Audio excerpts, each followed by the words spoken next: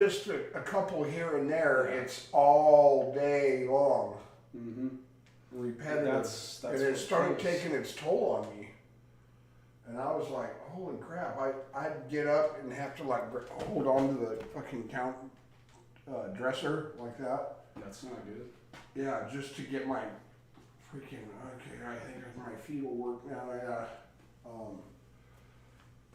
Yeah, it's not just every, it says must be able to, says must be able to lift 50 pounds, part of the job requirement. But they didn't say all day long, constantly. And all day for 8 hours, yeah. Well, no word from Blues yet. Oh, thank you. No word from Keys? I didn't text him. I texted him, but he didn't respond, or hasn't responded. Shit. It's kind of like spritzing outside, so not really rain, but I don't know. I'm sure Ryan will find something for him to do. Right. In this kind of weather, it's not like you can't do something. He can always shovel gravel or whatever. Something. Yeah. Move piles of wood. Move piles of wood, whatever, yeah. Because, one thing you never think about with doing concrete, you have tons and tons and tons of metal stakes and fours. And fucking 2x4s. Yeah, and 2x4s that are soaked with fucking concrete and heavier. And heavier. Fucking no, dude. Heavier than the average bear, yeah. There's a reason I chose to fucking learn pewter, man. Yeah, I see that. Like, when I was 26, I had been so burnt out from being worked from, 16 is when he was able to put me out there on the job site. Yeah. And so for 10 years, dude would work at 16-hour days constantly. And by 26, dude, my back was burned out, yeah. Well, not only that, when I was 13, I fucking went off a slide on the skateboard and broke my back. Oh. And when I told him this, when he got with my mom years later, I was all like, bro, I can't be doing this shit. I broke my back. Yeah. Well, your back's only gonna get stronger if you're out there working. If you're just laying in here being a piece of shit, then your back ain't never gonna get better. I was all like, bro, that's fucking dumb. That's the stupidest fucking thing ever. That's the worst thing you can do for your back. Yeah. So I burned myself out by 26, and then I just was like, you know what? No, I'm fucking done. I will never do construction another day in my life. I'm going to school. I'm going to learn how to nerd up. Yeah. I hadn't touched computers before that time, dude. Right. I had no idea about how to do any of this shit. Like, I knew people who had computers and, played video games on them. Never fucking actually did anything with it. First one I saw was a Commodore 64. And I was like, wow. But when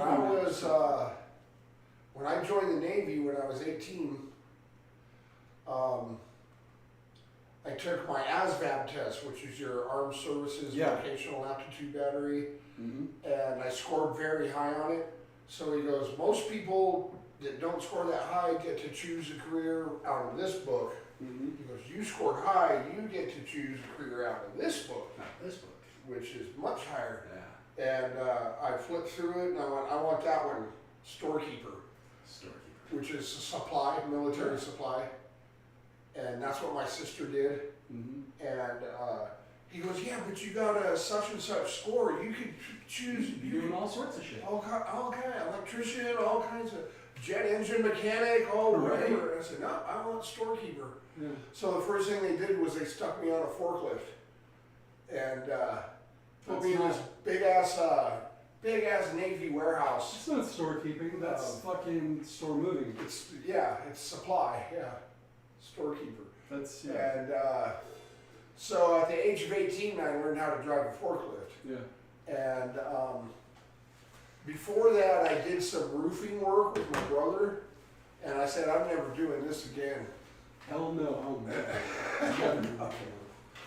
No, there's a lot of shit I will not do.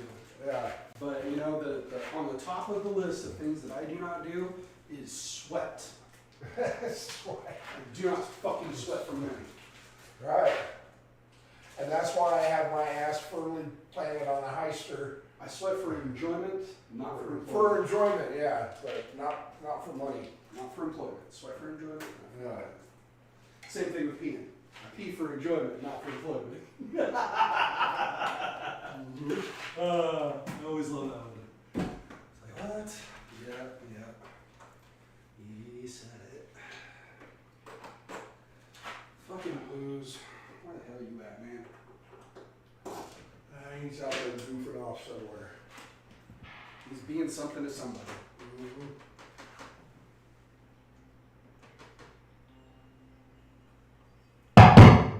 Yeah, that's what I'm talking about.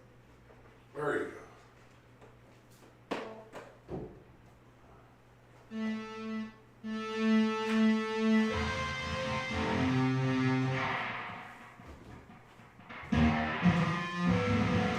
Alright, I'm gonna go grab my guitar.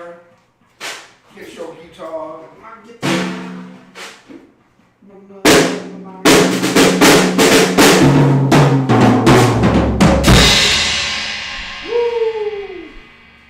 Toro, El Toro. It's raining out there.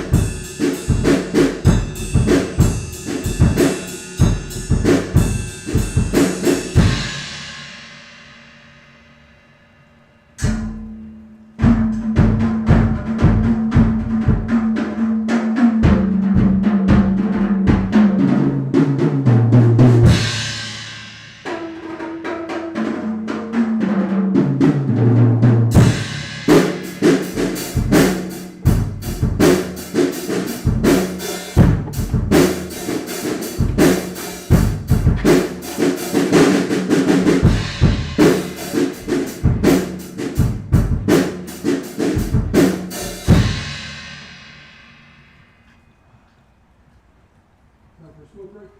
Smoke break. Right. Ladies and gentlemen, smoke we go. Smoke we go.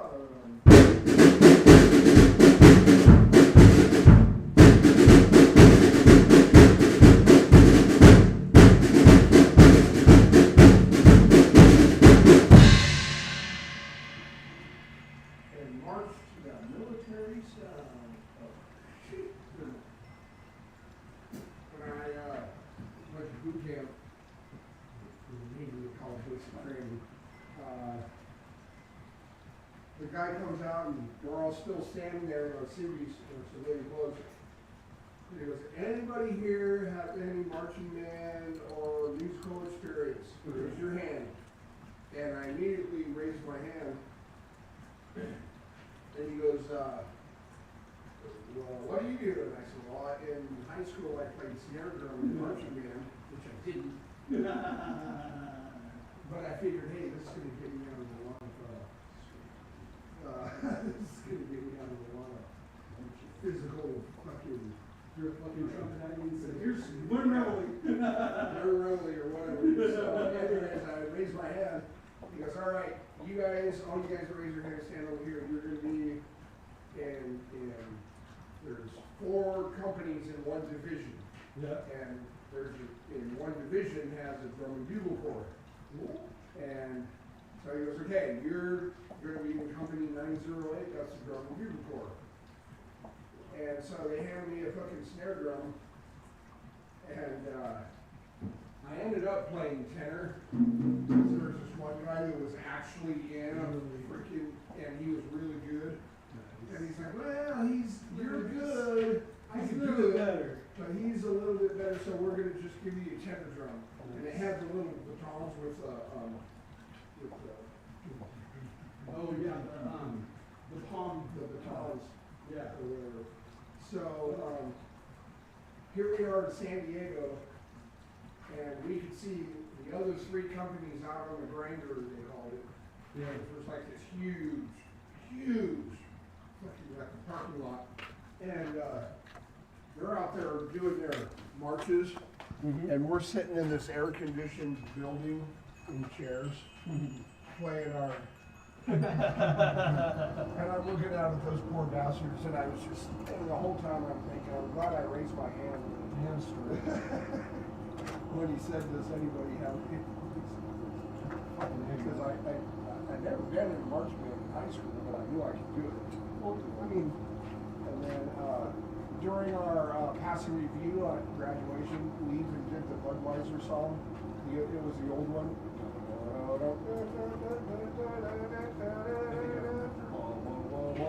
Oh, that one. That old.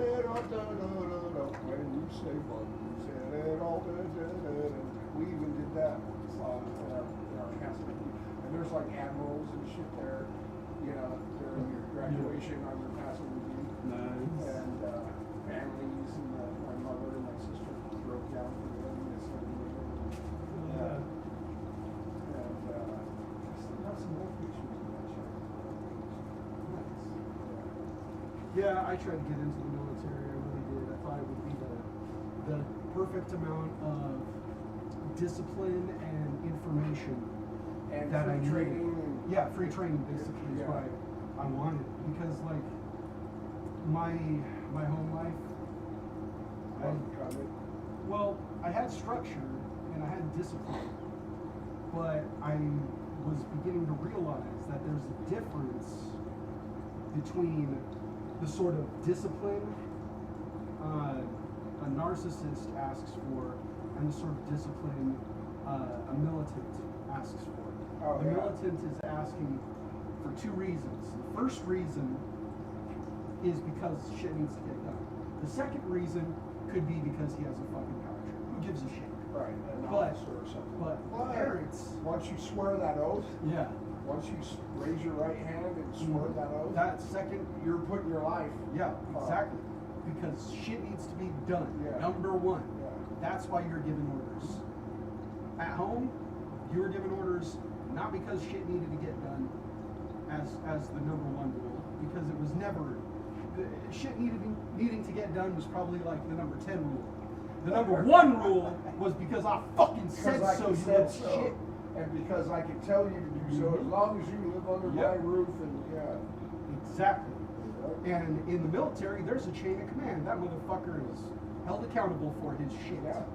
And if you don't do your shit, then he's exactly responsible. You know, and so anything that goes wrong. Yeah, so I could take that motherfucker. You know, not that I would, but that's an option. I have recourse. Okay, I have people I can talk to. You know, and you don't have to go above the chain of command. You can go sideways with that shit. Yeah. You know, to get shit done. And that's something you cannot do when you live with a narcissist. My training in basic training, they told us about general quarters. General quarters. This is good. And I didn't think much of it because I went to my A school first. My A school was in Meridian, Mississippi, which was a naval air station. So no ships, no sea. Then when I got out of my A school, they put me on a guided missile destroyer.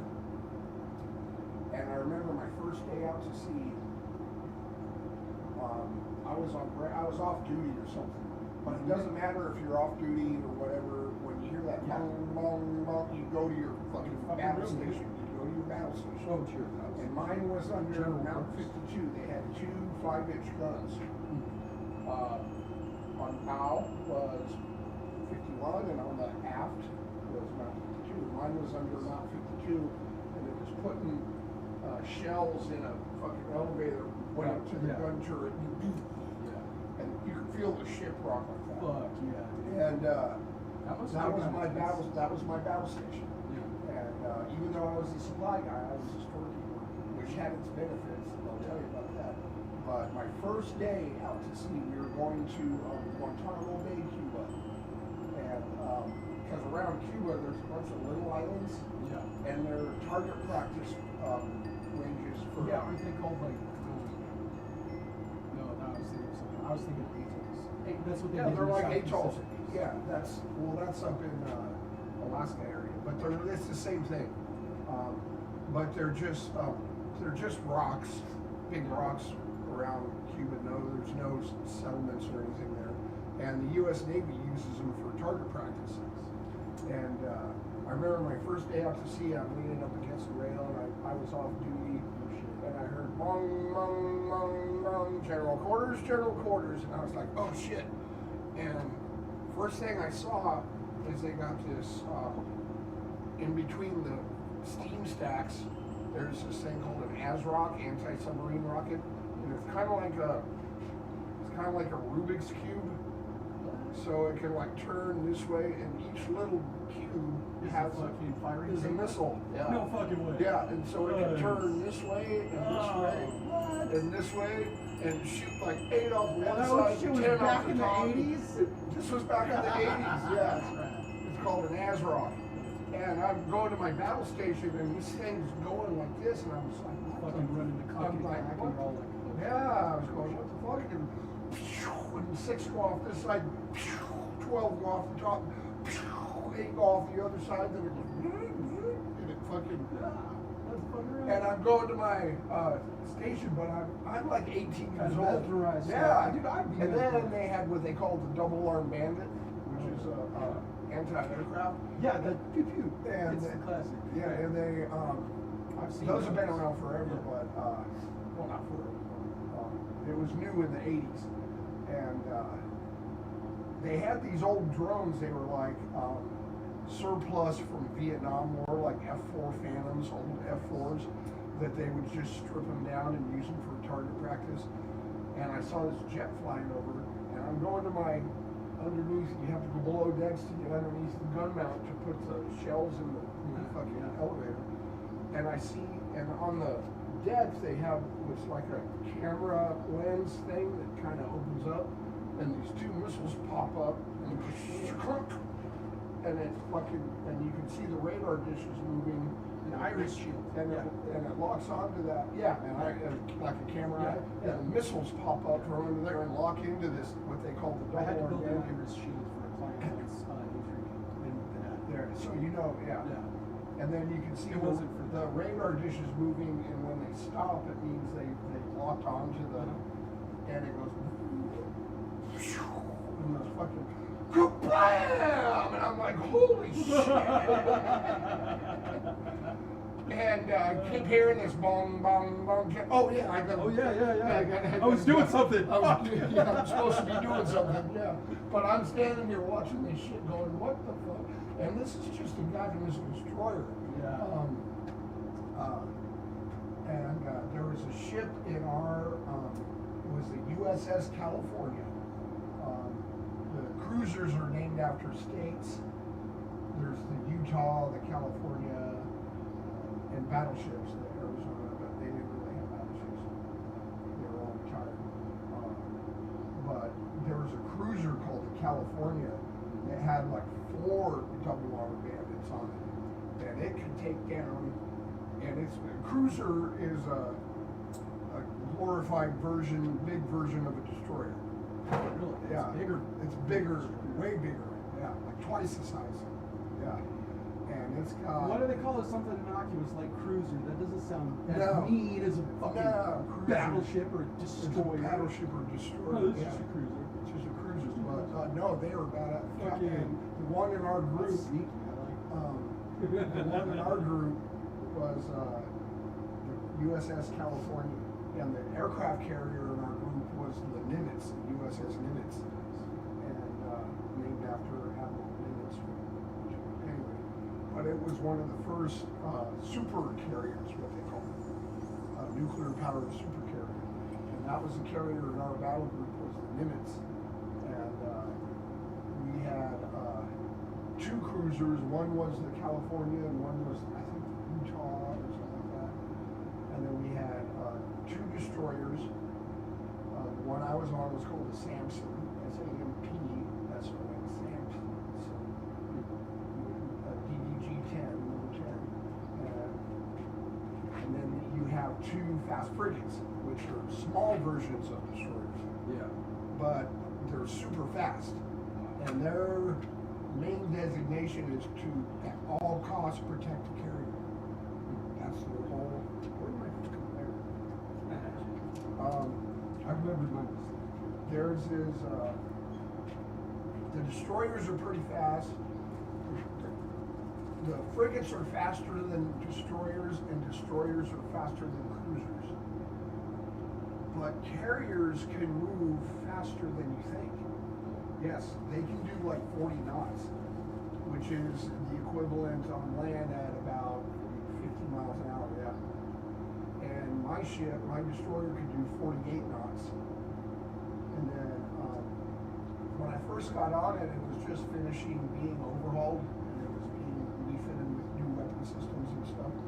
And they do what you call a crash map, which is where they go full speed ahead, and then full reverse after that. You can feel the whole ship just shudder and shake, and then all of a sudden it's going in fucking reverse, and it reverse screws the propellers.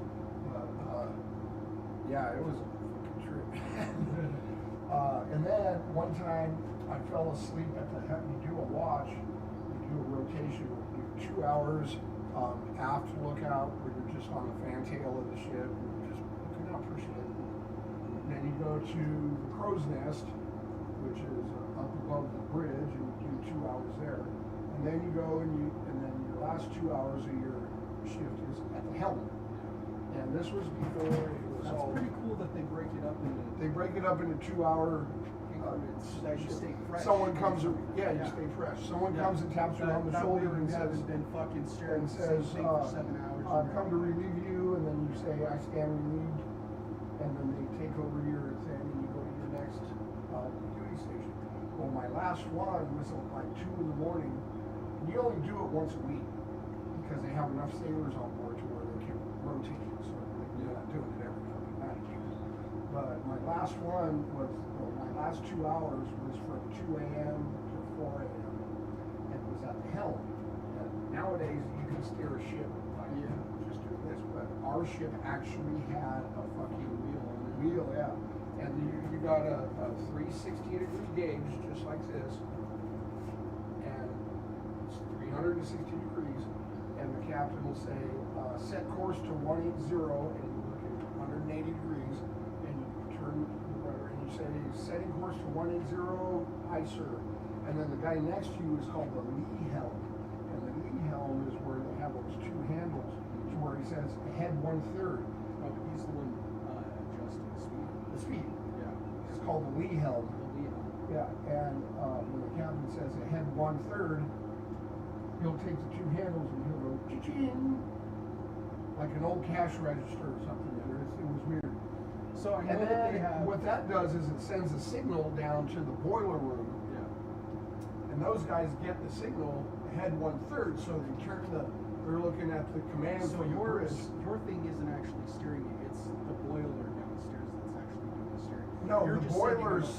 The boilers doing the speed. the speed. I'm doing the steering. I'm doing the rudder. So okay, so I'm doing if there's the rudder. nobody in the fucking boiler room, you can move those fucking lead switches all the way forward and back. Ain't nothing gonna happen. Nothing will happen unless they respond. Fucking movies lie. And then, yeah, movies lie, because what they do is when the captain says ahead 2/3, Yeah. and they go cha-ching 2/3, and then that sends a signal down to the boiler room, and those guys see the signal, and they adjust the steam Fucking pressure, steam pressure.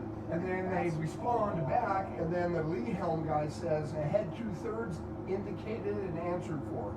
Indicated and answered. That's what they say. Ahead 2/3, indicated and answered for. So that means that the boiler room responded ahead 2/3 because they adjust the steam. And then when he says set course for 180 degrees, So you guys have like steam gauges up front and all that Yeah, shit too that yeah. you can monitor? Yeah. And well, one night I fell asleep at the fucking and the captain had left the bridge, so there was like a junior officer. I think he was an ensign, and they called me Deber. It's actually Deber, but they call me Deber. I have a neighbor friend and he got called. Yeah, and it's a bear. Yeah, Yeah, and so this junior officer, the captain, it was like 3 in the morning. The captain had gone to his quarters, but you still have to have an officer on the bridge. And it's all red light on the bridge. You can't have bright lights and shit when you're cruising at night.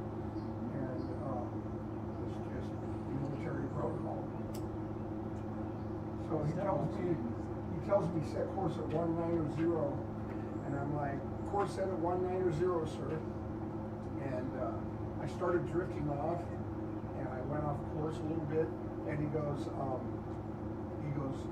helmsman, mind your helm. And that means, because I had gone off course a little bit, and I'm like, mind my helm, aye sir. And I got it down. And just to get it, because it's not like driving on a road, the ocean fucking moves, you know. So I made the adjustments. Sometimes you got to spin that fucking wheel because you're moving a rudder.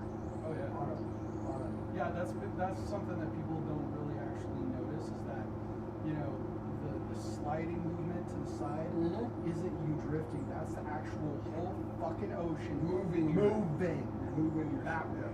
That's why cruise ships have those big Carnival cruise ships. They have like side jets and shit. But back in the 80s, we didn't have that. We just had a rudder. So I've got this big wheel. It's all chrome or copper polished, brass. Everything is brass. And so just to go like 2 degrees back to get on course, you've got to swing that thing like fucking 4 times, swing the fucking thing around, and you get back on course, but you don't want to overcorrect.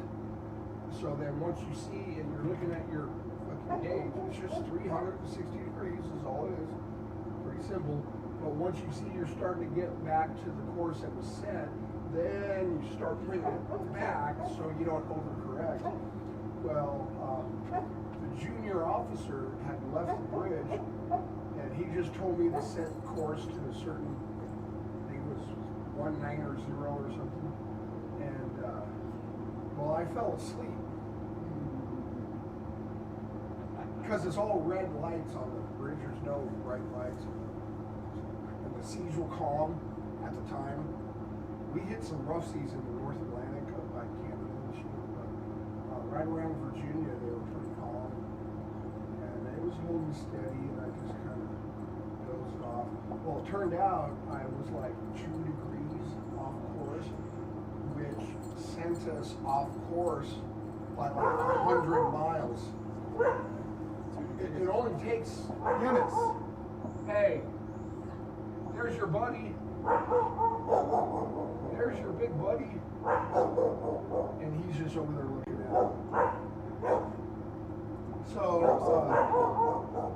So the sun comes up and dude comes to relieve me, taps me on the shoulder, and he's like, hey, you can go hit your bunk, man. And he looks at the thing and he goes, what? He goes, we're a fucking 100 miles off course. Because I had fallen asleep. And by that time, it's morning, it's Reveille, and here comes the captain, and he's like, what? We're fucking 100 miles off course. Well, the dude that relieved me got blamed for it, but he didn't rat me out. He was like, and he was like frantically trying to get back on course. And, but he got blamed for it. He didn't really get in trouble, but he didn't rat me out though. And he came to my bunk the next day though, and he's like, dude, you gotta stay awake when you're on duty. You can't be 2 degrees. 2 degrees is sent us off course by 100 miles. And so, yeah, I was off the hook on that one. Hey, big buddy. When was the last time you got a brushing, huh? He doesn't usually get brushed.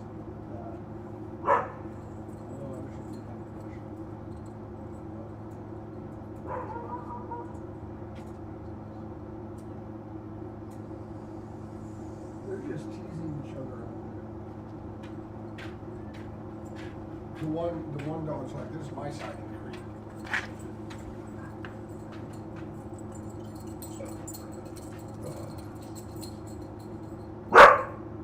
Oh, hush your filthy mouth. You hush your filthy mouth. I don't want to hear you talk like that anymore. You watch your language. Boofer dog. Okay, let me finish this smoke. Oh, I was just... Here. Have a belly warmer. I think I shall. Thank you, good sir.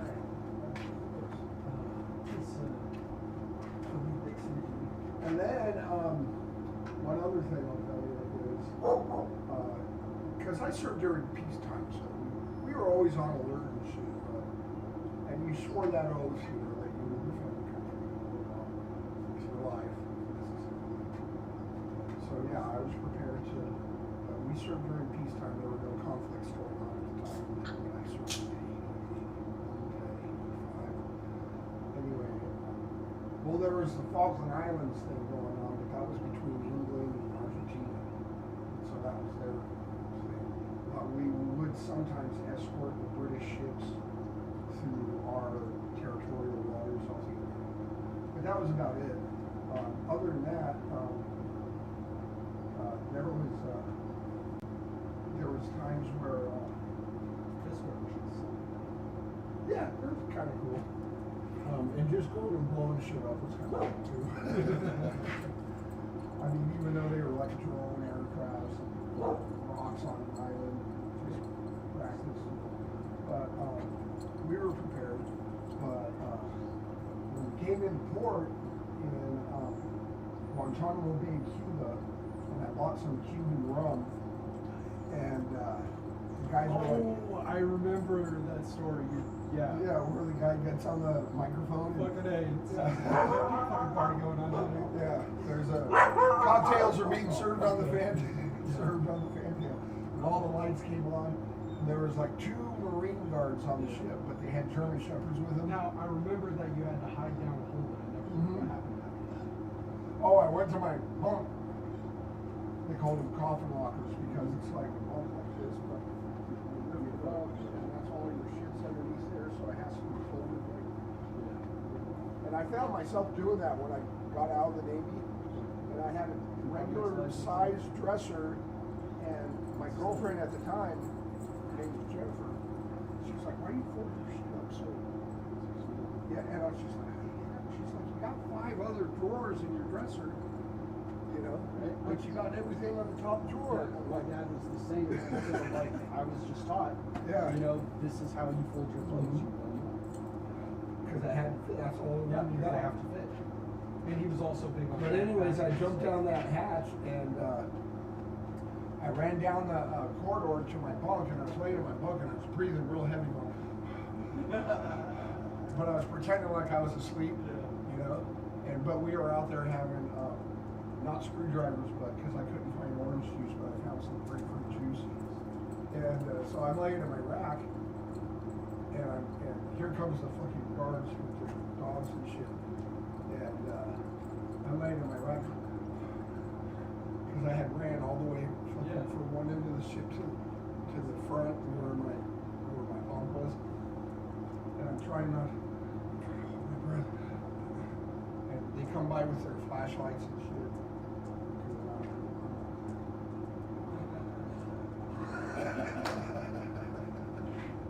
Like this guy.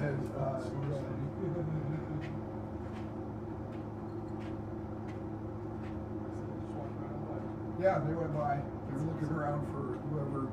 It was this guy named Smiley. Well, that wasn't his name. That was no. This guy had 3 days left on his. He had enlisted for 6 years. And he had 3 days left, and he was looking so forward to going home. He lived in like South Carolina or something like that. And he's like, I can't wait to see my wife and my family and my daughters and my, you know. And he had 3 days, so we threw him a party, and we were in port, so we went and rented a motel room. We got one of those big coolers, like the Caltrans uses and shit, you know. And we made some jungle juice. And in Virginia, you can buy Everclear, 190 proof, the grain alcohol shit, yeah. And we just poured 2 bottles of that in there, and then you put a bunch of like Hawaiian punch, and some fruit and some juice in there, and we just called it jungle juice. Yeah, it's just jungle juice. And so we were all getting hammered because Smiley had 3 days left. And so I'm standing there and I'm holding this empty bottle of Everclear, and I'm looking at the label and it says caution, keep away from, because it's 190 proof, which is grain alcohol. It's like fucking, you know, keep away from heat sources and open flame. And he walks up, and we all had those Zippo lighters, those metal lighters. And he walks up and he lights his lighter over the top of the bottle as I'm reading his name.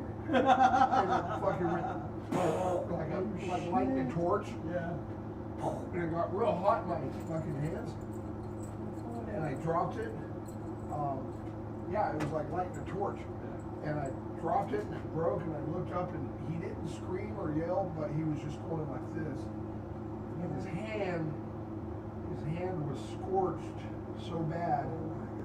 And it didn't turn like red, it was like a weird white blistery. And anyways, so the next day we had to go back to base, and his hand was burned so bad that he couldn't do his fucking job. So he got restricted to, because they thought, because back then that was like about the time that Richard Pryor had burned himself doing crack, and they thought that's what he was doing. So they had him tested and all this shit. He had 3 days left, and he got restricted to barracks for 90 days. And he had 3 days left before he was going home. And he, because he burned his fucking hand, he got restricted for 90 days. Well, without pay. That is the price you fucking pay For light, for being a fucking retard. lighter over an empty That bottle. is so stupid. Yeah. It blew, I remember it shot out like a torch, and I went, what the fuck? And the bottle got real hot, and I dropped it, and he was just standing there going. And I looked at his hand, and it was like the skin was peeling off. Yeah, he got restricted to the ship. The ship was in port, and we had barracks on the base, but he couldn't leave the ship for 90 days. And he had 3 days left before he was going home. Dude's, I forget his real name, but everyone called him Smiley. I'm pretty sure after that he wasn't so smiley. A little bit slower on the shit. Or not. I knew a guy who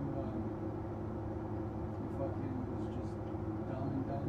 Fucking, he got a whole bunch of money because he fucking cut off the top of his foot on a chainsaw while firefighting. Because they were out in the rain, and I don't know if you know about the smoke jumpers or anything. Yeah, my firefighters smoke do not used fucking, to. work in the rain. That is rule number one. Do not work where it's wet. If it's wet there, that's perfect. That's what you want. Leave it the fuck alone and go where it's dry.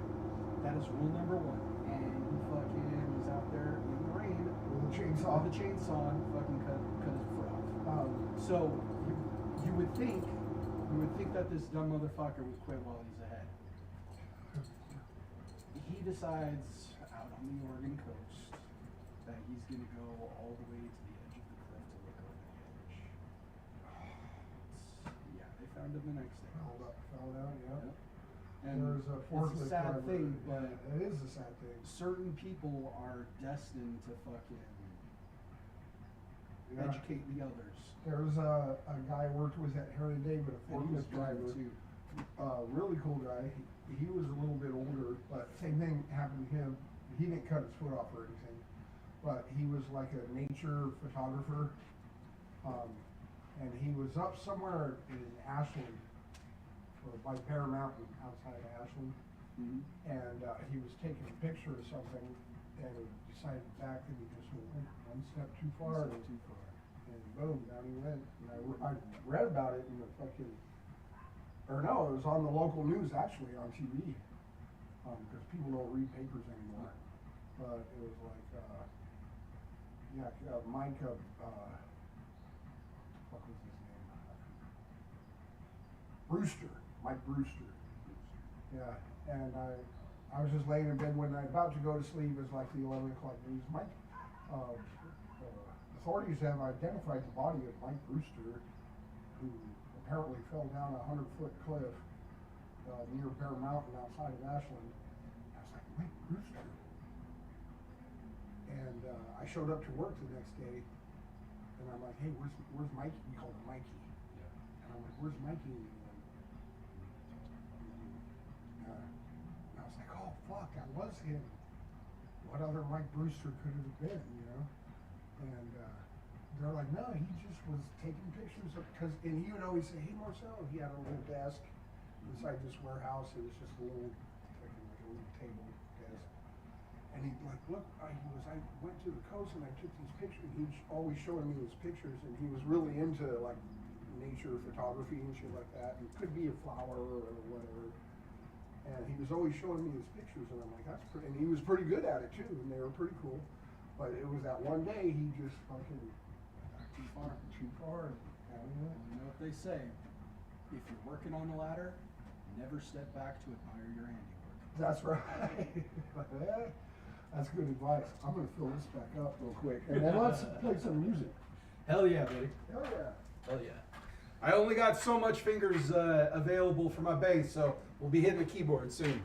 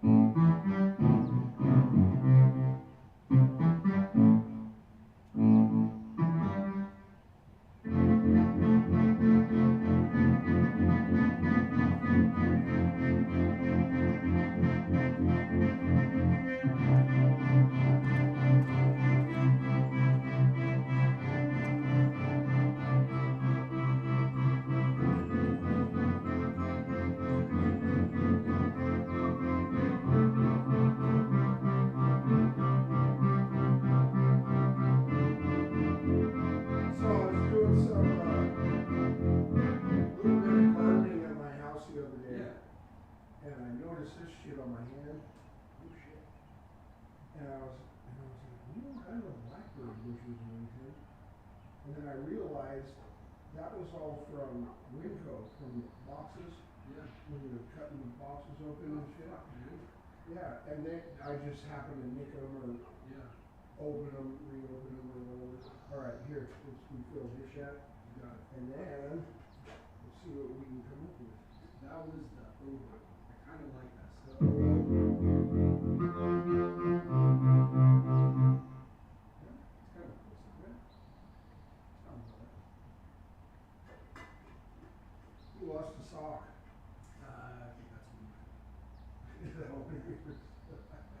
A lot of these sound really cartoony, so I like the ones that sound more gritty. Yeah.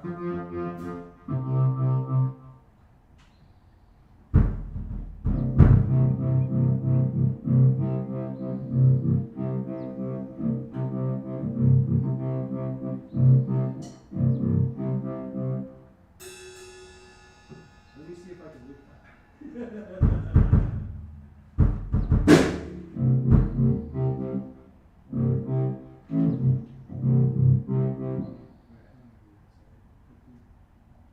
Ready to record.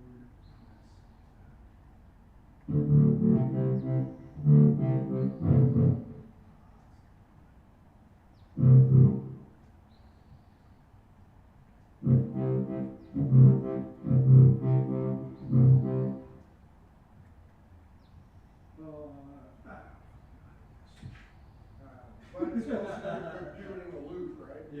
Yeah.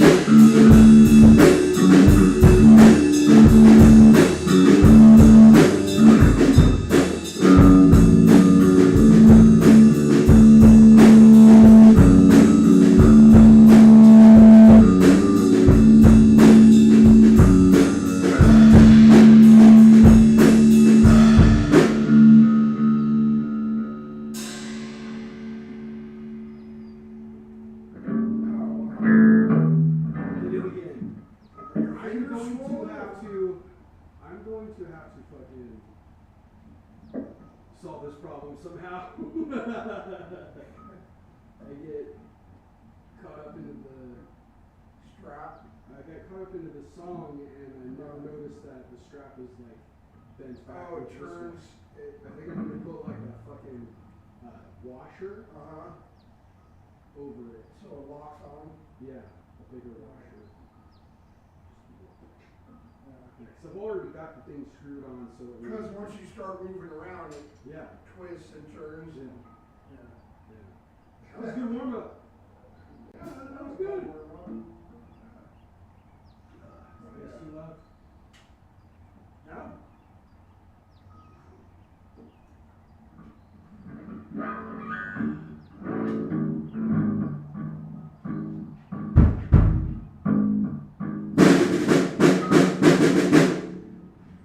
Hey, you know what? A couple weeks ago, you nailed that She Gathers Rain bass riff.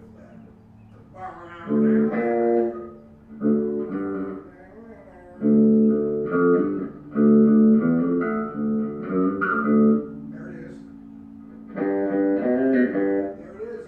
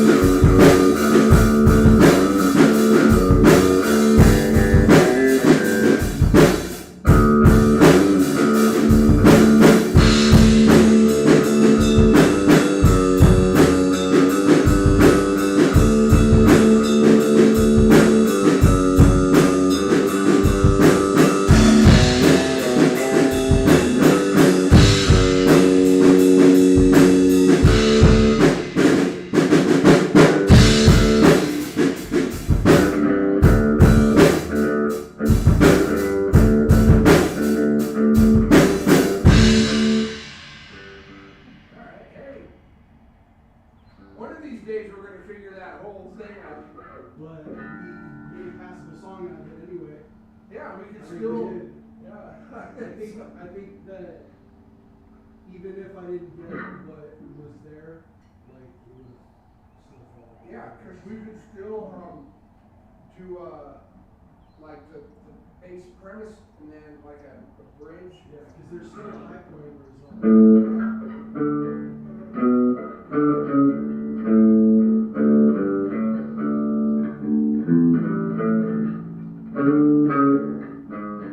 But where he goes up an octave and then he comes back. Yeah. Yep. That's where the guitar would come in and do that.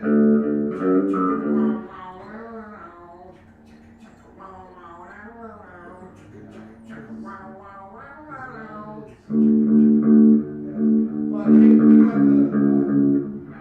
got the fundamental going down.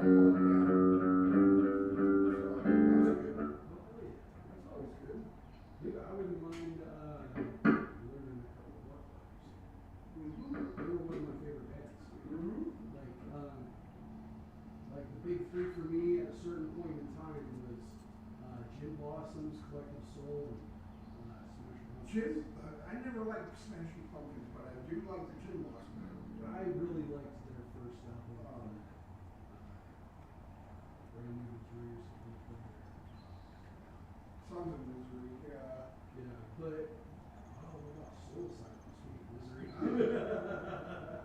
Runaway train never goes by. And there's some, going back even a little bit farther, there's some old Stone Temple Pilots I really like. At one point we were working on, Absolutely. what was that one we were working on? Highway, Interstate Love Song. Oh yeah.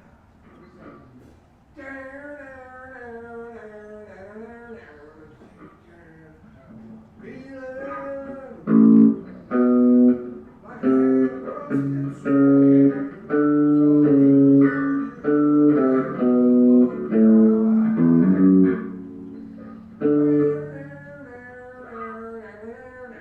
you know which one.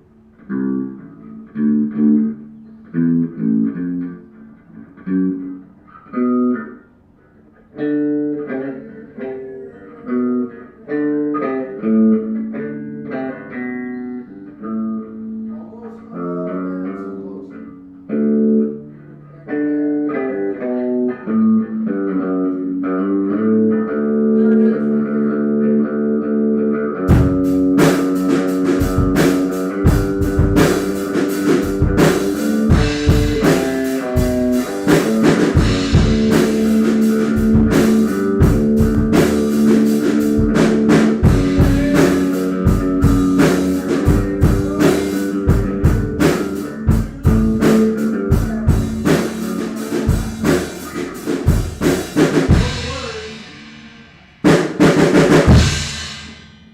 I know all the words, but I don't think Yeah, I know. I don't think I can remember the bass line. Yeah. It's like because the words and the drums and that one riff are really the only thing that really stand out.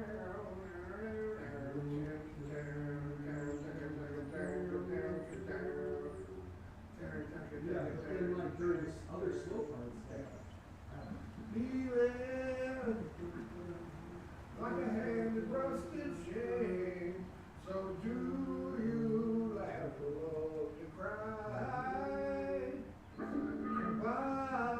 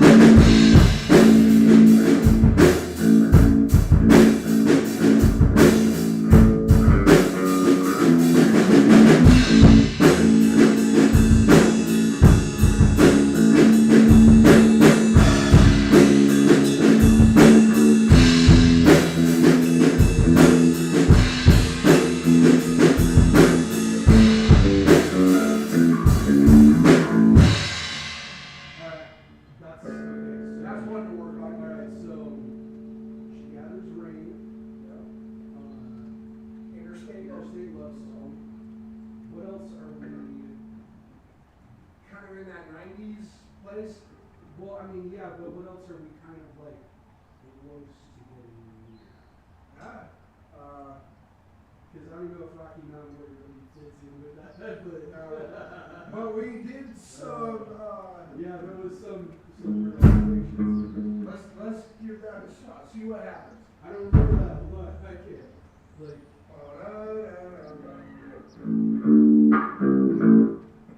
Spent the last year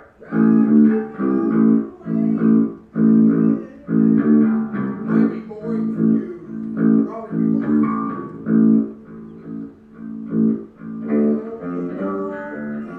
for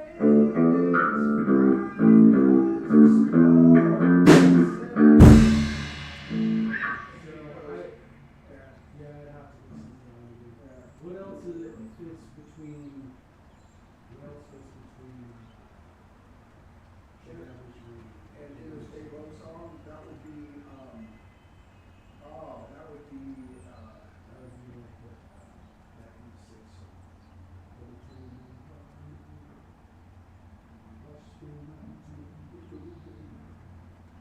I'm not familiar with that. Oh, what about?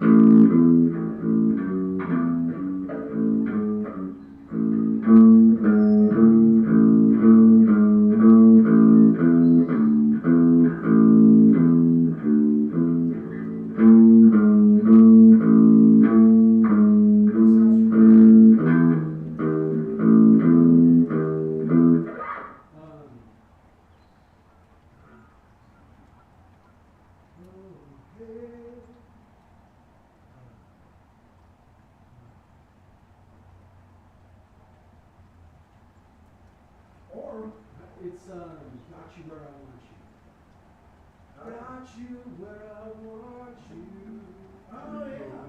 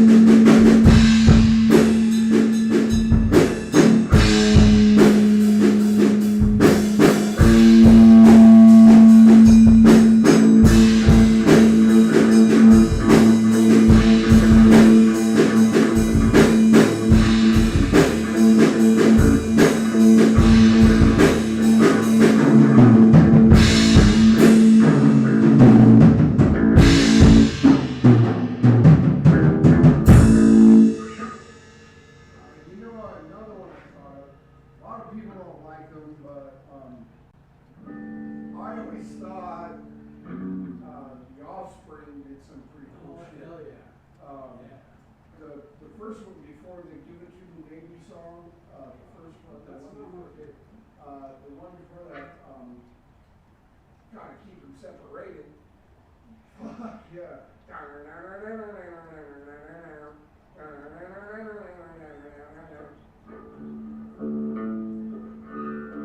Gotta keep them separated.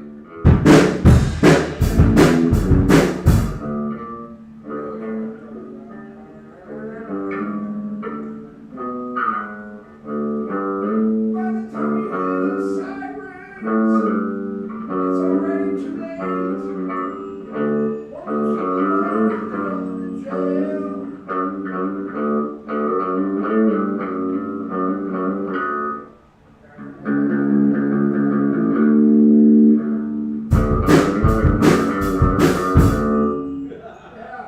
That's really fucking weird on my head. Find a different way to do it.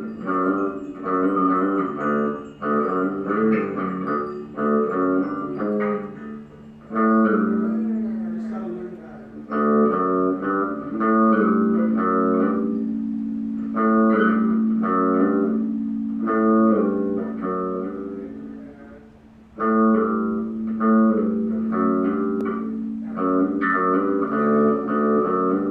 I do the hammer on, hammer off thing.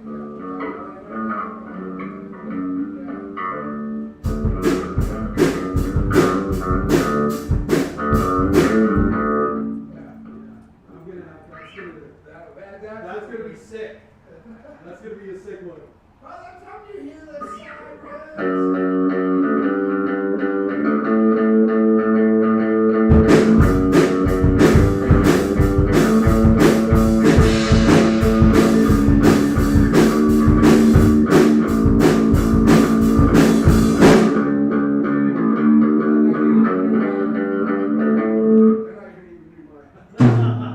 Yeah. That'd be sick. Alright, so what are some other Gotta keep them separated. that would be a good one.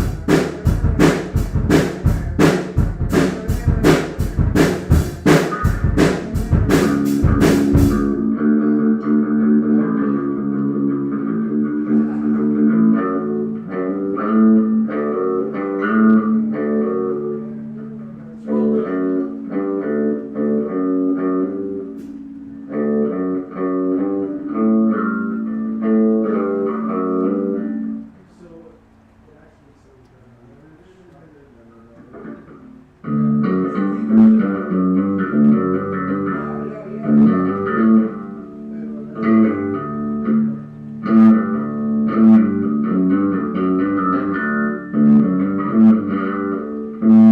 Let me see that stretch. Let me see that thing. Yeah, that's it.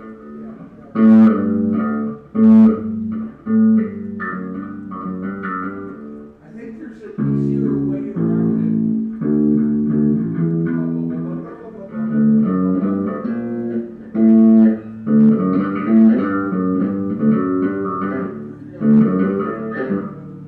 That's still kind of a drum play.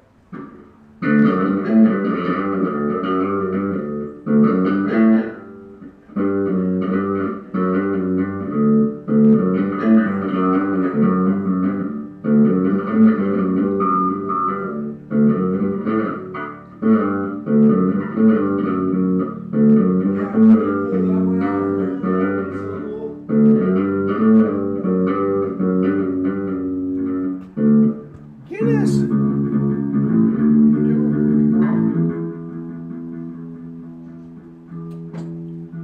What you doing, goofy girl?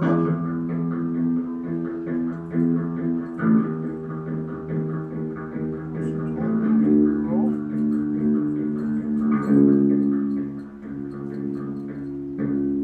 girl?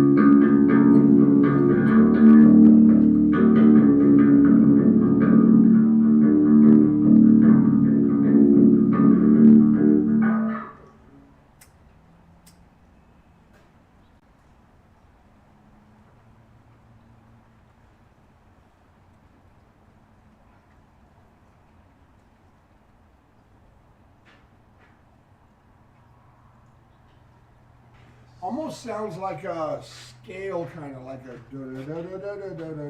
Yeah. It's kind of like doing a scale, but Arabic. is that what that is? Yeah. Arabic? Yeah. It's an Arabic scale. It's not one of the, it's not what Western music would use as a scale.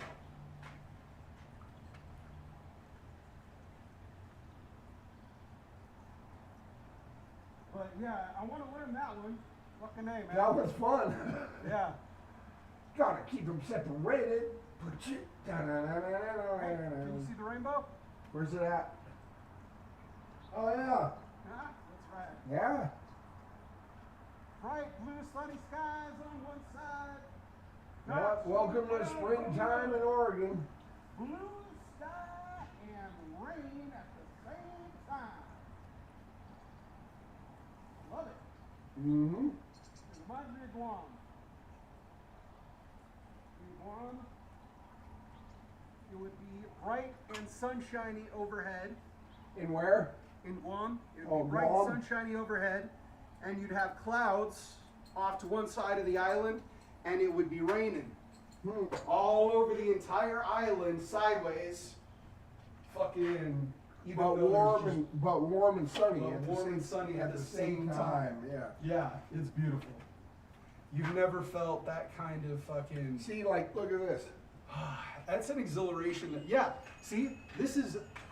Not everybody gets to feel that. Right. You know, and even this is light comparatively. It's spritzing. It's spritzing right now. Yeah. But like, but imagine like full on torrential downpour. Heavy rain. Heavy, Yeah. heavy. Yeah. This is just Like, the clouds work different in the ocean, so. Mm-hmm. I know that. I remember being on the on my rotation on my watch, being up in the crow's nest. I'm looking down at the bow of the ship like this, right? So the bridge is underneath me, the officers and shit are underneath me. And I could see this fucking swell. I'm like, that's not 40 foot swell. Holy shit, I gotta brace myself. And they tell you, and you wear a fucking life jacket, yeah. And in fact, at times I was even tethered to the mast of the ship, and I could see this fucking swell coming towards us. And you can see the bow of the ship. This swell comes up like this, and then goes splash, and that's when you drop down, and the water just fucking goes over your head, and you're tethered to the fucking mast, so you don't wash overboard. And then or this, yeah, or that, yeah. But I would just fucking basically, pretty much. But I would just, yeah, that's about it. I would just come down at the same. I would pretty much count 5, 4, 3. And then when I stood up, and then you see the bow of the ship come up out of the water. Yeah, because technically, it wasn't like this. Technically, it wasn't like this. No, I was Technically, no. technically, it was like this.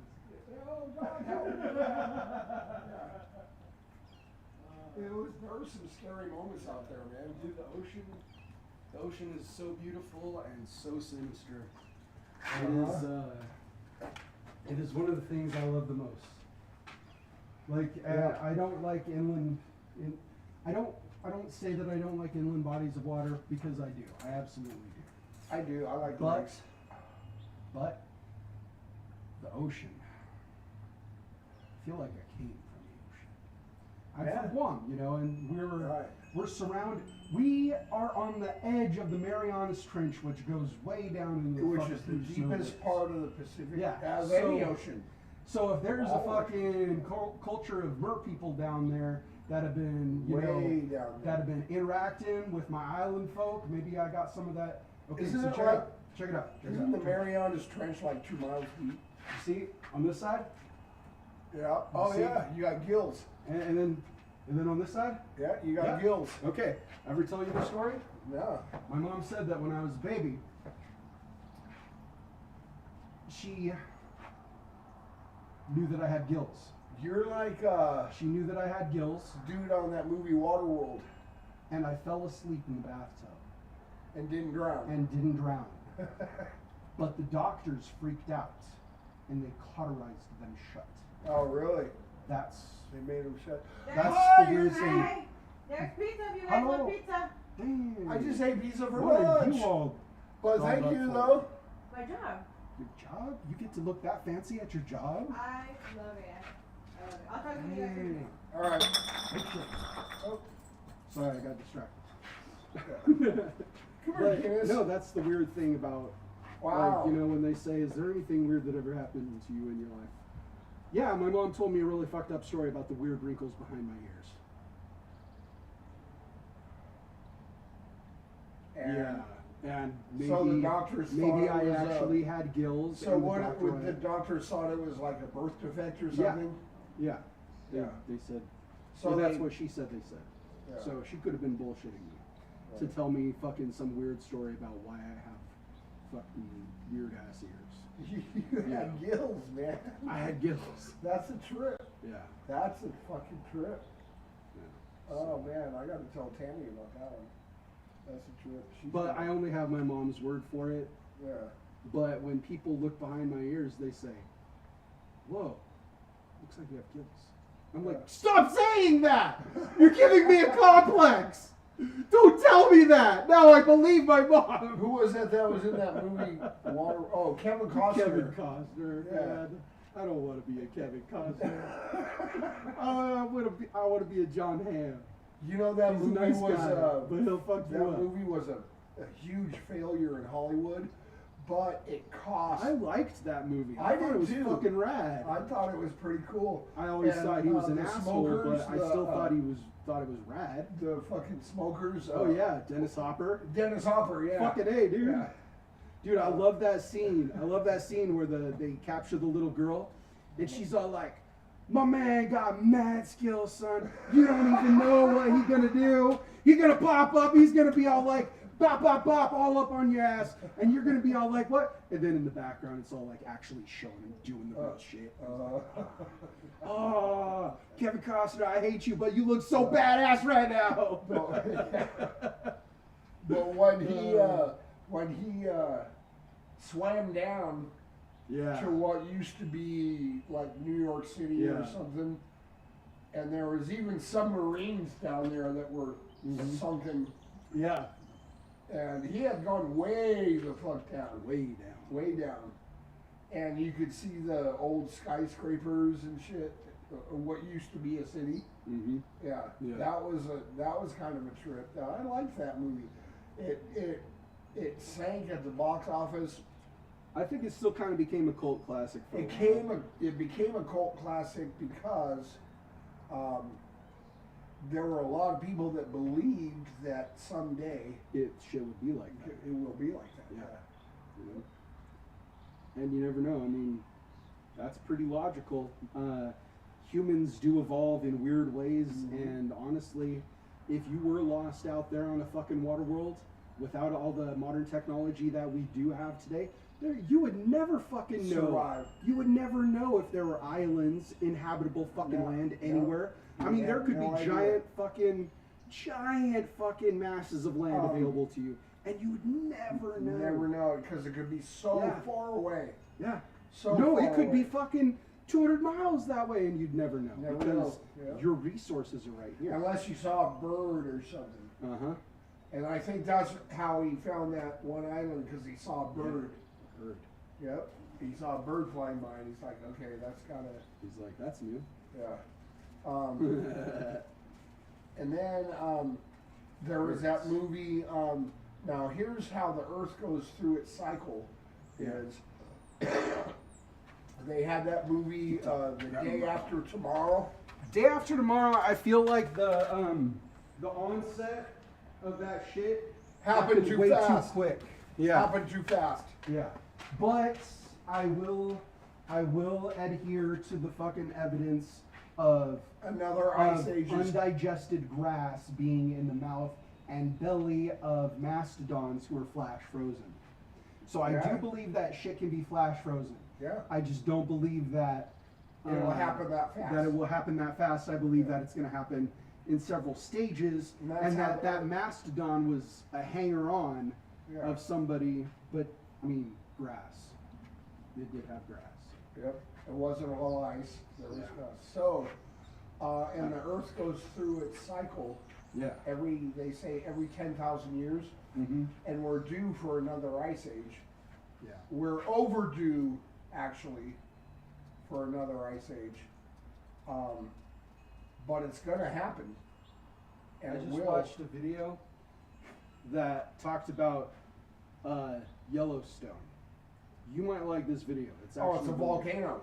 Well, they say that contrary to popular It's an belief, underground volcano. they say that contrary to popular belief, there is absolutely no evidence that proves that Yellowstone could at any point erupt and destroy the world. They said that is just propaganda that came that's with bullshit. Well, you got to watch the video. You got to watch the video because the guy did his research, you know, and I didn't fucking He's check probably up a on the motherfucker. geologist, right? But yeah. So it's a good video. Uh, It's a good I'll video. have to They check go it into out. the science of it. yeah, I'll You have know? to check it out And because that's- I'll listen to, but from my understanding is that Yellowstone Mm-hmm. is a big pimple on the earth that's Mhm. about ready to fucking pop. Yeah. And when it does, it's going Mhm. to take out the entire Pacific Northwest. And we're talking Washington, Oregon, Idaho, California, everything. Yeah. If If it happens. it happens. There are some geologists that believe that Yeah. Yellowstone is probably the greatest threat to the planet, more so than global warming or anything else. Because when it happens, it's so big, it is Yeah. so massive. Yeah. There's no way to prevent for something like Yeah. that. Like imagine if, say for example, imagine if Mount Shasta blew. Well, that's the other thing is that they say that it's more likely that volcanoes along the actual Ring of Fire The Ring of Fire are yeah, more likely to explode than than Yellowstone. Than Yellowstone. Yeah. I'm just fucking. Right, but the thing is that even a mountain Mhm. as small as Mount Shasta, which isn't small, it's actually. I mean, well, listen. Big If amount. Shasta goes off, that means all that of this is motherfucker. gone. That motherfucker's going off, and Crater Lake. It's going to set them all off. And Crater Lake. It's going to cause a Yeah. chain reaction. Yeah. Yeah. And Shasta is what 14,164 feet, I think. I climbed it once. Hey Siri, how many feet is Mount Shasta? Mount Shasta is 14,180 feet above sea level. Yeah. Now, if you measure, okay, above sea level. Yeah. Now here's the thing. They say the tallest mountain in the world is Mount Everest, But it's not. but it's not. Yeah.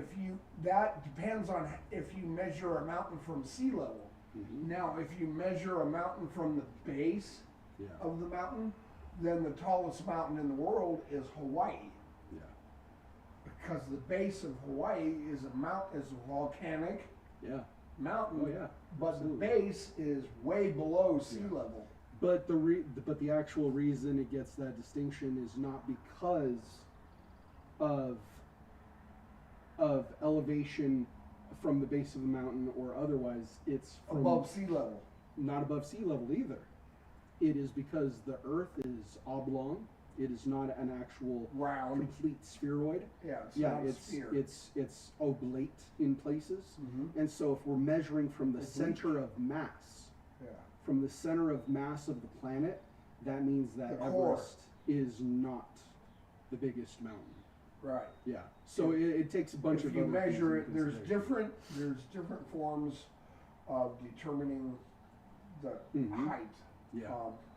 And since as land mammals, human beings, Mhm. we live above sea level, we measure mountains from sea level Yeah. to But height. that's, yeah. But if you look at some mountains Yeah. that are below sea level, Mm-hmm. then that height, then if you measure Yeah. the mountain that way, But there's- even if you fucking measure it, as far as where the base of that mountain begins and where it exists, it is still higher than yeah, Everest. It is Yeah. still higher than Everest because it is further away from the center of mass of the actual Mhm. Earth, and Everest and they also use the equator is not. as a source of measurement in terms of, okay, if you're up here in Canada, you're Yes. away from the equator, Mm-hmm. which is the fattest part of the Earth, Yeah, you're the furthest away from from rotational the spin. yeah, because the Earth, like you said, is Yeah. like it's not round, Yeah. but the equator is the tropical zone, Yeah. what they call it. But there's also a mountain called K2. K2 is next to Everest. Hey Siri, what is the elevation of mountain K2? Here's an answer from wikipedia.org. K2 at 8,611 meters, 28,251 feet above sea level, is the second highest mountain in the world, after Mount Everest at 8,848 meters, 29,029 feet. 28,000 and then 29,000. and then So 800,000. Because I used to have these skis, I used to snow ski, Yeah, and I had K2s. nice. And I was like, Is K2 Denali? no, K2's in the Himalayas. What's the actual name of K2? K2. No, there's the local name. Hey Siri, what is the Himalayan name for mountain K2? Here's an answer from RottenTomatoes.com. K2, commonly known as Savage Mountain, is an Savage extension Mountain. of the northwestern Himalayan mountain range and Himalayan. is located in the remote region between Pakistan and China. Interesting. Okay. Savage Mountain. Savage Mountain. Yeah. Why would they fucking call it K2 when Savage Mountain is the name that it was given? No shit. Shit! What the fuck is K2? K2. K2? Because Is it's K short for mountain or the highest I summit? don't- And it's all like, this is the second highest summit, so we're going to call it Summit 2. Well, how do we abbreviate Summit? Well, the international term for summit is K. K. So we're going to call it K and then 2. K2. Fucking K2. stupid ass motherfucker. Yeah, but I had K2 skis Savage skis. when I was in my You had 20s, and they were savage the best fucking skis. Savage They had mountains. sharp edges. I could cut like this. Yeah, I they could were slide savage, them. huh? You never gonna Savage call them mountain. K2 again, are you? Savage You're Mountain. never gonna call those skis K2 skis again, are Nope, you? they're savage. They're savage skis. Yeah. Savage yeah. as fuck skis. Yeah. Bam. Yep. That's how it works. I think I caught my buzz. Hey Siri, what is the tallest mountain in the world, including below According to Wikipedia, it's Mount Everest. Mount Everest? Yeah, of course. If you measure a mountain below sea level, what is the tallest mountain in the world? Here's what I found. I hate it when they can't give audible responses. Highest point measured from Earth is Everest. The tallest mountain below sea level. Yeah.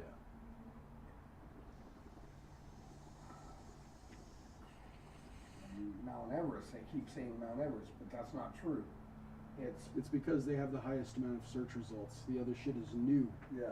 The other shit is new, But so it's not gonna fucking Hawaii is actually, Yeah. if you go to the base, because you were talking about the Mariana Trench earlier. Yeah. Okay, so that's a deep part of the Pacific Ocean, and Hawaii. So that means Guam is the highest island in Hawaii? Guam. Motherfucker, fuck off, Hawaii. Guam, the highest island. We're the Highland. Yeah. Yeah. Chamorro represent Guam. Yeah. That's all I'm saying. Yeah. Well, that's Because our name ain't actually Guam, you know that, right? Mm-hmm. It's Guam. Guaham. Guahan. Oh, Guahan. Guahan. Guahan with an M. Guahan. Guahan. Guahan. No M. No M. Yeah, it was the idiot radio operator who's all like, Guahan. Guam. Guam. Guam, yeah. Yeah. Did you ever see that movie, Wind Talkers? Yeah. That was Yeah. cool because the Japanese during World War II, they broke our naval code, Yeah. so they got Native Americans. Mm-hmm. They called them Wind Talkers. Because they didn't They understand did that not shit. know. There was no context whatsoever. They had- No way of fucking. No. It was that foreign Mhm. of a fucking language. They could not. Beautiful. They could not. Beautiful solution. Yes. But I still feel like they did those motherfuckers wrong for all the contribution they Yep. gave. They should Yes, have they got a did. lot more. Yep. Even if it was just the Navajos. Like, man. Yeah. The Navajos and the what were the ones from Arizona called? The The Hopi? was it the Hopi? Yeah. Well, there was. In Arizona. I Hey can't Siri, what's the Indian tribe in Arizona? Here's what I found from Wikipedia.org. Navajo. The Navajo Tribe is an Indian Native American tribe with a reservation occupying parts of Arizona, Utah, and New Mexico. Yeah. Yeah. But they called them the Wind Talkers Yeah. because the Japanese couldn't figure out their language. Yeah. So they would send Well, codes and yeah. shit. Yeah. Well, they called themselves the Wind Talkers The too. Wind Talkers, yeah. And then there was a thing to where, kind of off the subject, but Winston Churchill, Yeah. during World War II in the Battle of the Pacific, Mhm. was we were fighting two fronts. We were fighting in yeah. Europe, we were fighting in Japan.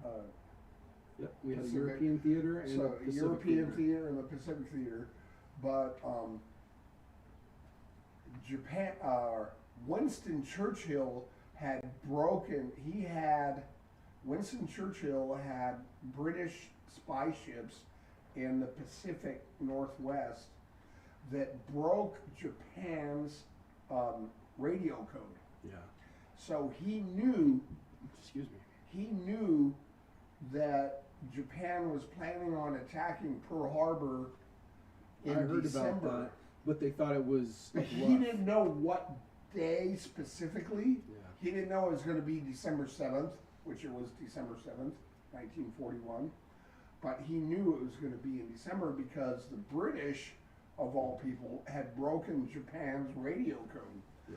But he did not tell the United States, he didn't tell Roosevelt. Oh, really? And the reason why Yeah. is because England desperately needed America To stay on their side. to be in the war. Mm-hmm. Because otherwise they were about to get. Because wiped out. America was bailing out because after World War One, Yeah. we we're like, said why enough. the fuck No. do we want to have to we're deal with like, any one fuck of you guys? Germany, fuck Russia, fuck France. We went. fuck We went England. completely insular. Yeah. Yeah. And then Churchill Mhm. knew that Japan was planning an attack on Yeah. Pearl Harbor, but he didn't say anything. Well, I heard that even the White So- House got Oh. fucking confirmation. Oh. There's half with the stuffed crust one has pepperoni in it too. Ooh, I might just have to sample Yeah, some. I'm of gonna that. put it in there though, cause. Put it in there so the Yeah. dogs don't get it. Okay. Okay. But yeah, he didn't say anything about it, and Sorry. and But yeah, But I that's also heard that the because White House they got des- a notice They too. were they were holding their own pretty good. It's How's on your the job one going? thing, huh? How's your job going? Good. I Yeah? really like it. Yeah. So Good. that sounds pretty awesome. It's Activities. more Dude, activities and stuff. I work for it's a behavioral facility, Yeah. and the people are crazy. Like they get caught with like meth and shit. One girl, she's banned from Walmart for making a fight. Yeah. One's banned from Albertsons for walking out with a car. Anyways, it's They just- get 86th. yeah, Yeah. yeah. Did they You might pay- know some from Winco. Do they Yeah, pay from you well? Winco, we got people 86 Yeah. out of there. Yeah. Huh? So they pay you well? Yeah. That's good. Yeah. Oh, hey, That's look. really good. Ears all better. But like, Your style looks really fucking like on fleek, or I don't know if the kids. Yeah, even say that that. does look good. Secret? That's like that 10 does years look ago. Goodwill. Goodwill. Goodwill. That Yeah. color, that is your color. And Yeah, the that's your socks color. go with it. No, I had flats on, but. It's like I didn't wear that. I But didn't wear look, that to the work. ear. Oh yeah. Yeah. Did we get it off? Yep, we got it. Okay, on. cool. Yep. Cool. Yep. She got it. She did it. Eat the pizza, guys. Yes. All right, man. Dr. Izzy. Thank you, Izzy. Uh-huh. What a sweetheart. She's a sweetheart. She's so funny. I gotta think about that. Anyway, yeah.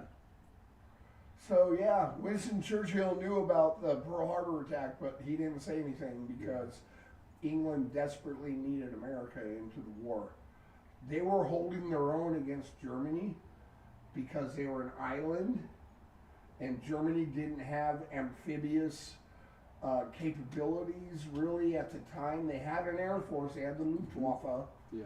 but they didn't really have amphibious assault capabilities. So England was holding their own because they had the Spitfire. Basically, from what I understand, they only had enough steel to make the They didn't have enough they, steel. yeah, that was the problem, is Yeah. because they put all their steel into tanks, Yeah. and so when it came to the end of the war, they put the rest of their steel into submarines, because that Yeah, they was made all, subs. or U-boats, But they because that was all they could make, because they couldn't make big ass warships anymore, right. and the submarines were economical in the respect of, Well, they were more you know, effective you can than a make- battleship. yeah, you A can make. battleship was just a Yeah, but big you can floating make- fucking target. You can make You can make one battleship, or you can make 6 submarines. Mm-hmm. Like, what are you gonna do? Like it's when they made the Bismarck. fuck that shit. We're gonna make a bunch of fucking submarines, bitches. The largest battleship in the world was actually built by Japan. It was the Yamato, Motto. and it never sank an Yeah. Allied ship because it was so big that it was just a big floating target. It couldn't hide anywhere. Yeah. They couldn't hide it. That's why submarines, like you were talking about, became Yeah. weapons. That's why the Germans chose. Have you ever heard U-boats. of the Japanese Rauken? No, The Rauken? Hey Siri, what was the largest battleship ever built? Here's an answer from warhistoryonline.com.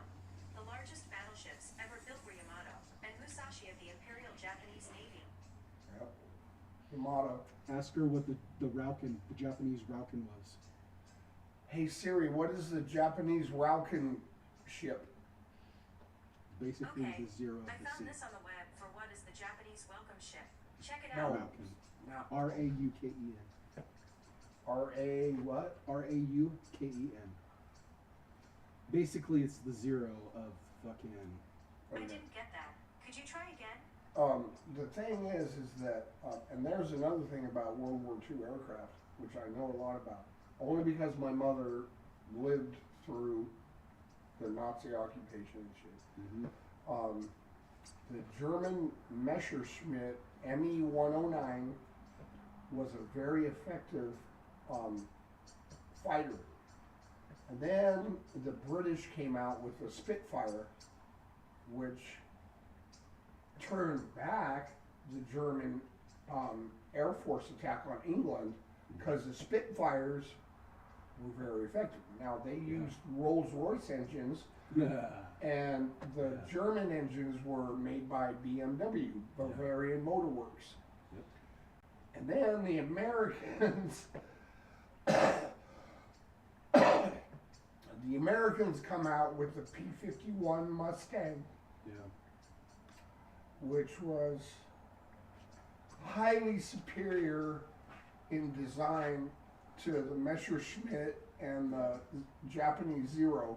The problem was the Japanese Zero, they were fast and maneuverable, but they couldn't take a hit. If you just Fucking. clipped They were them, like a Sony they Walkman. they They were like a Sony Walkman. The minute you shake that motherfucker, Yeah, it's the fucking done. CD just straight skips. They were fast Yeah. and maneuverable, but we had these Wildcats. They were called Wildcats, Yeah. and they were pretty heavily armored. They weren't as fast, or maneuverable as the Japanese Zero, They were more which muscle was cars. built by Mitsubishi. But the Zeros were literally fucking They were just meant for dive bombing. Yeah, they were. I mean, they suicidal. They were meant if you Yeah. could get back, good. If you can't, make sure that you do damage. Don't Right. fucking retreat with Some, zero fucking, you know. Some pilots were only trained how to take off, but not trained how to Yep, land Not trained how to land. because they weren't expected Mhm. to come back. So the Raukins were basically Yeah. manned torpedoes. Yeah, they were just They were- suicide They bombs. were Kamikaze. underwater. Yeah. Torpedoes. Yeah. Torpedoes with a cockpit. And that's all it was. And And they gave them just enough maneuverability to be able And to they do gave the battleships. pilots a little sake Yep. before they took off. Yep. Because they weren't trained how to land. Mm-hmm. They were only trained how to take off. There's another thing they don't tell you. Or, well, they do tell you, but nobody ever fucking pays attention to. The ones who refused to participate, they were allowed to take their own lives. Oh, They were allowed. not to allowed or commit- forced to. They were allowed. With a samurai allowed to take their own life. life in opposition of what they were asked to do. All of the Japanese that protested were given that opportunity. Well, okay, let me step back for a minute. When the Americans It's came out fucking with beautiful the out here, man. well, it's turning out to be great. When the Americans came out with the P-51 Mustang, Yeah. it had a Pratt and Whitney engine in it that was carbureted. Had like a 4-barrel carburetor like you would see on a truck or something. And at high altitudes, Yeah. it didn't do so well because the German Messerschmitts had fuel injection. That's right. And the Americans didn't know about that. And that And the fuel British injection is came the thing that along and kept said, them hey, you have an freezing. excellent aircraft design, but it doesn't work at high altitudes because you need fuel injection. Mhm. So we're going to put the Merlin Rolls-Royce engine in the P-51 Mustang. Nice. That was it. That was it. Yep. Fuck yeah. An American designed plane with a British Rolls-Royce engine was unstoppable. Unstoppable. Yep. It's funny how a lot of people think that, you know, it's such a travesty that we took all the German scientists over for Operation Paperclip and made them work for And NASA. They think that that's terrible, you know, but it's like, what did you think that we did to the rest of their fucking country? Just like bombed the shit out of them and put everybody out of we business? let Russia have it. Fuck no. We let all the businesses that were in Germany stay businesses, except for the ones that were like directly involved in that shit. And for the next fucking 40 years, they literally trucked everybody in the countryside to fucking Auschwitz so they could see what their government was doing. What happened? Yeah. All right. So they had that shit rubbed in their faces, but they were able to fucking keep all of their industries. That's why there's still a BMW. You know, that's why there's still a Volkswagen. Yeah. That's why there's still a fucking Bosch. You know, fucking- Volkswagen that's- means it means people's car. Yeah. Yeah. Volkswagen. You know, people's a car. lot of shit that began in Germany still exists in Germany because we didn't go there to fight fucking Germany. We went there to go fight a fucking psycho. Went there to liberate. Yeah, we came there to liberate. Yeah. Gonna liberate this base! That's right. My mother told me that growing up in Normandy, Oh, we she should was liberate everybody. she was 18 years old when the Normandy invasion, when D-Day happened, Oh, fuck, yeah. and her parents, my grandparents, Mhm. had a boulangerie, bakery. Bakery. They call it boulangerie. Yeah, because that's the French word. But it was built out of stone, Yeah. not like bricks, but like Actual stone Yeah. and mortar. And they hid in the basement during the American and British and Canadian Yeah. invasion, liberation. And she said they Liberation. Well, she said they hid in the basement for like 5 days. Was it like a liberation? And then everything went quiet. So her older brothers, Marcel, Francis, Joseph, and Neil, they went outside and they saw an American flag flying. They were like, we're liberated.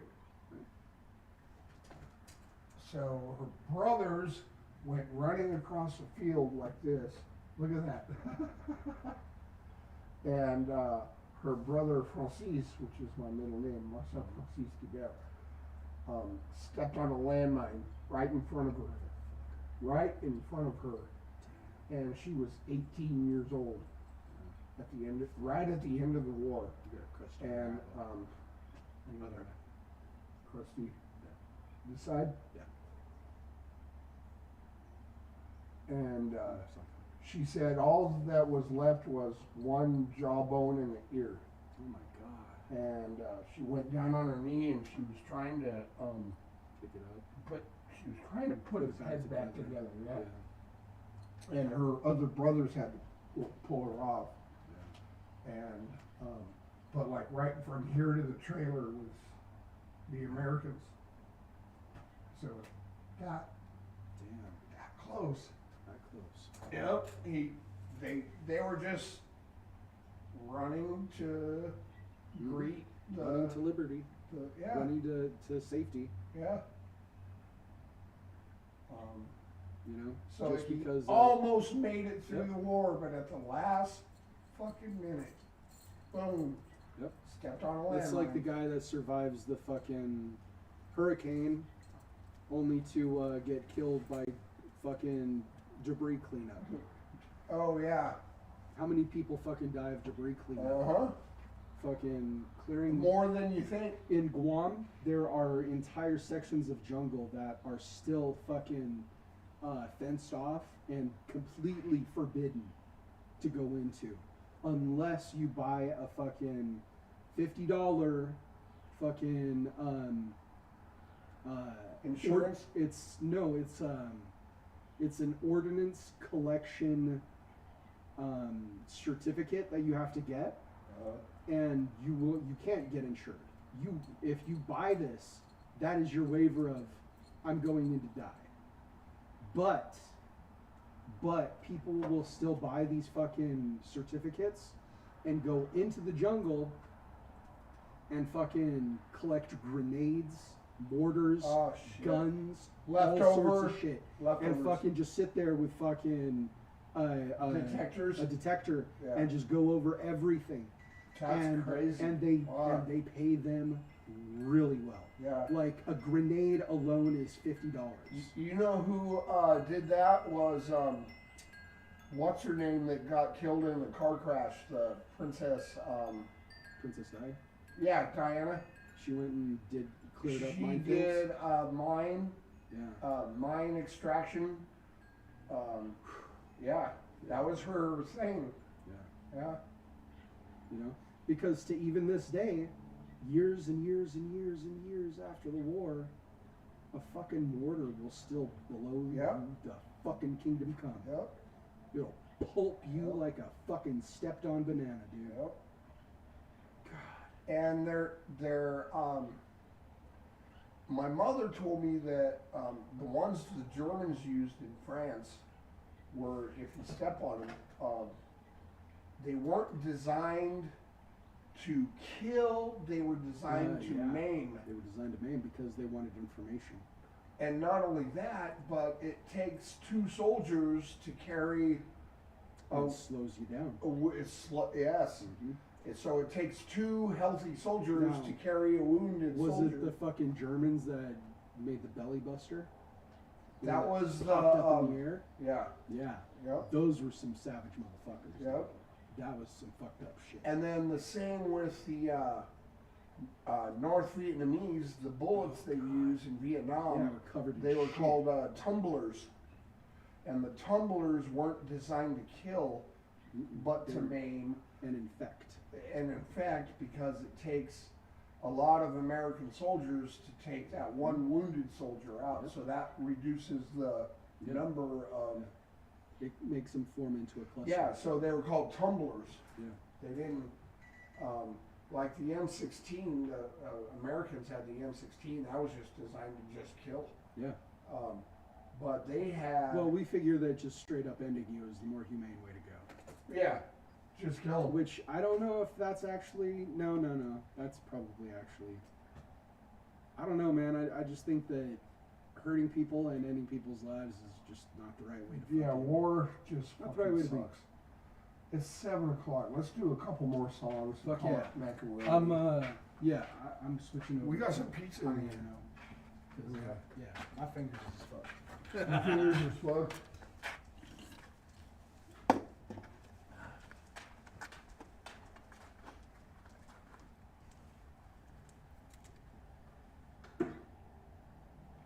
I'm gonna have a piece of pizza. It's still warm. Oh, it's a whole pizza.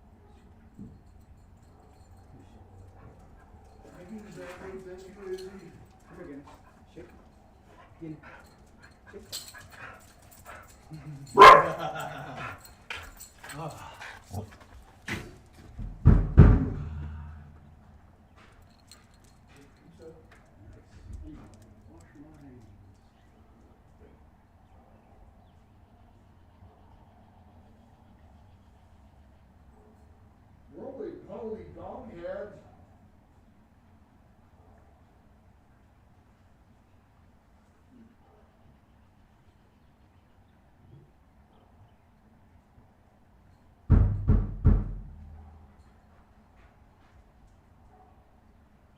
No kidding. I wonder who was that texted me just now. Where's my? There it is.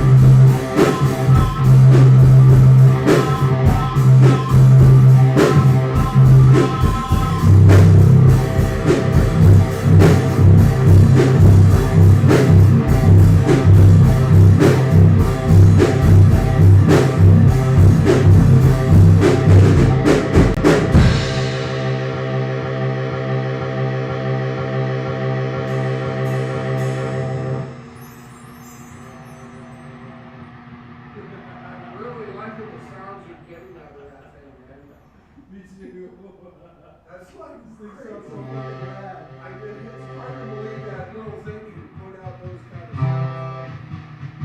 But it does.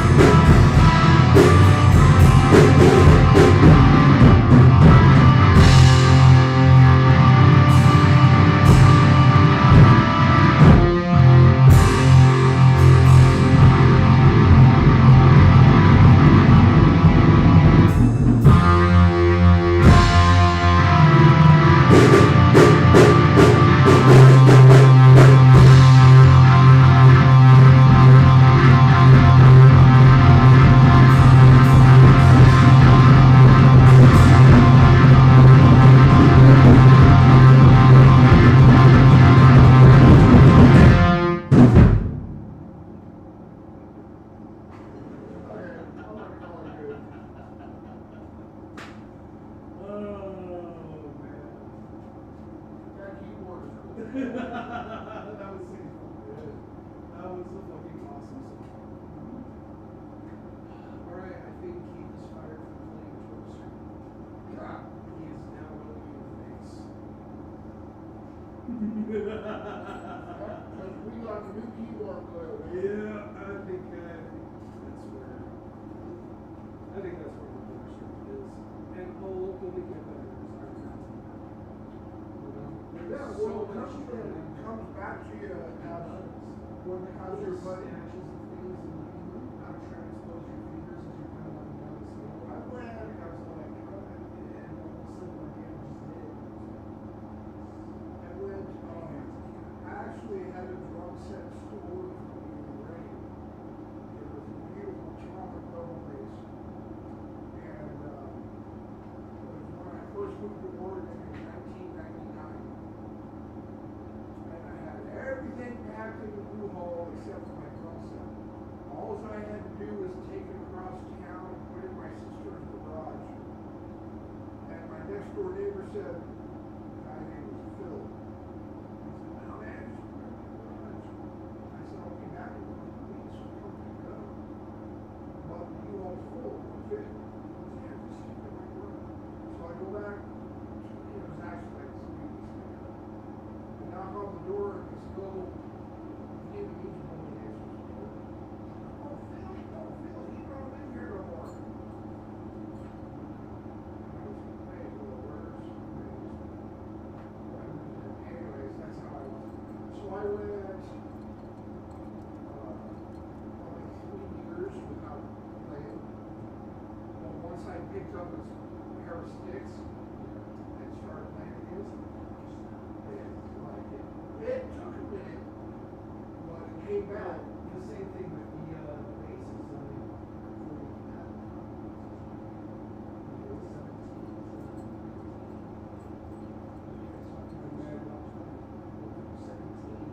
Once you picked it up, it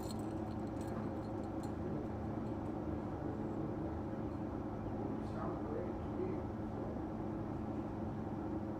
That keyboard is freaking cool though. That keyboard is a whole different fucking feel. Like the bass is cool for, for making a sound, but it feels so limited. That has so much more to it. So it fills the silence. Yeah, what it does is it's like I'm playing with a bass player, a guitar player, and a keyboard. Yeah, it's true. Because I can keep that bottom note. Uh-huh. Yeah. That's cool It's shit. beautiful. It's so beautiful, Guinness. And my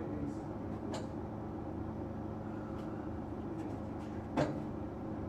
Come here, Guinness. You want some pizza? She'd love you forever. Come here, Guinness.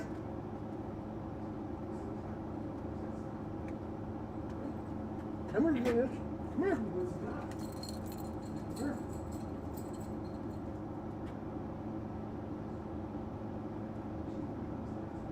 Mm-hmm. Yes.